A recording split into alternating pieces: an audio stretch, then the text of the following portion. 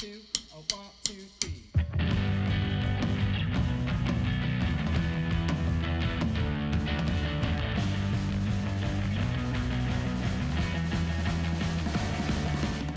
Hi, I'm Sophie Eye. I do concert photography, music PR, and artist management. I've always been super into photography, but I never pursued it until I went to a Wallows concert. I looked and saw the concert photographers in the photo pit, and I was like, that is so cool. How do I become that? I started taking pictures at this basement show for this guy named Christopher Norman. I just was doing a character project on him. When I went back and showed my professor, he asked, how much did you charge him? And I was like, I don't know what I'm doing, I'm not charging him. And he was like, don't sell yourself short. If you're making something people like and they want to use it, make something from it. Don't be the guy that does everything for free. For my photography, I have 2 lenses. I have a zoom lens and my fisheye lens. That's a new addition, and that's just for fun. It's becoming a lot more popular now. It's also really good for low light settings. There's no real rules when it comes to basement shows, so I can stay the whole set and I can mess around with shutter speeds, change my lenses. You can use flash. Bigger shows like at MGM or Brighton Music Hall, there's like more professional lighting. You can't really use flash there. You're never really ready for anything that can jump out and sort of be the shot. It's just something that will randomly happen. For editing, I use Adobe Lightroom and Lightroom Classic. I'll go through what could be anywhere from 50 to like 800, 900 photos.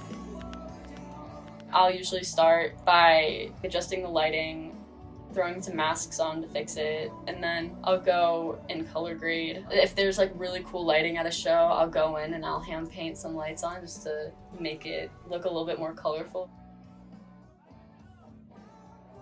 My favorite photographer is Charles Peterson, who's like the big photographer in the 90s for Nirvana, like Foo Fighters, that whole grunge scene in Seattle, and his photos are always black and white, but they're super clear and super crisp. They capture the essence of the Seattle grunge music scene so well, and that really inspired me a lot when it came to grungier, edgier shows, especially when you get some drummer with some really long hair and they're whipping it around and you can make it look exactly like Dave Grohl. You can tell I like Charles Peterson, but I also really like to experiment with color a lot.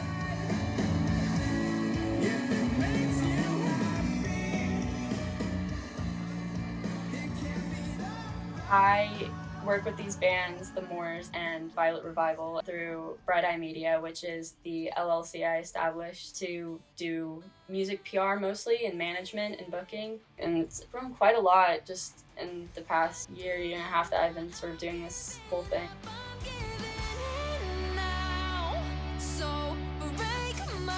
And now, speaking of very new and very local, in fact, they are sitting here right in front of me, Lessa and the Moors. It's kind of rare to see a band at this stage with a manager. Absolutely. I mean, I think that I speak for everyone when I say that none of this would have been possible without the guidance of Sophie, our manager.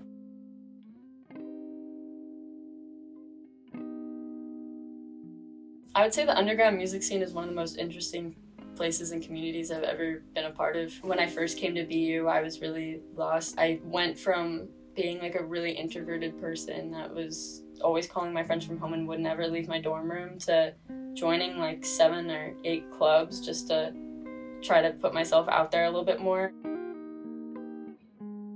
My favorite part of doing what I do is interacting with the bands. I love them. They've become my closest friends. I go to all the rehearsals. It gives me the opportunity to get really close with really, really cool, talented people.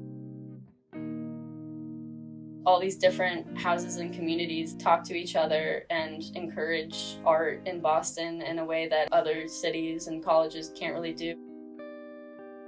There's just so many kids here that are super talented and don't really have a place to put on a show for people, and now they do. It's a really great thing that needs to be, protected and respected. Oh, I love you guys. I miss Boston. Stick around for the next bands. Thank you for coming out.